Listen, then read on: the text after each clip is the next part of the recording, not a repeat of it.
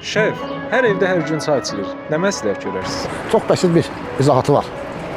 Azərbaycan xalqı çayı çox sevir. Bəli, bəli, bəli. Çalışın çayı mixək və kəklik ilə dəmləyib içəsiz. Bax, bu əsl faydadır.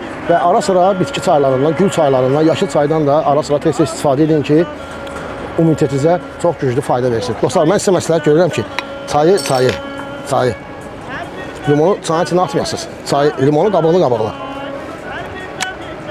Və çalışın menünü biraz dəyişiklik edin. Qənd, şirniyyat, vafli, piçenlik. Belə şeylərin başını buraxın.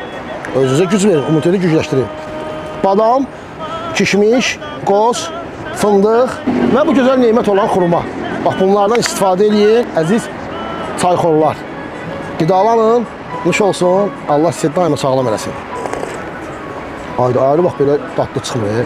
Yəqin çəkilişdən qorxub çay. Çəkirsən bunu, sən də elə hər şey çəkirsən.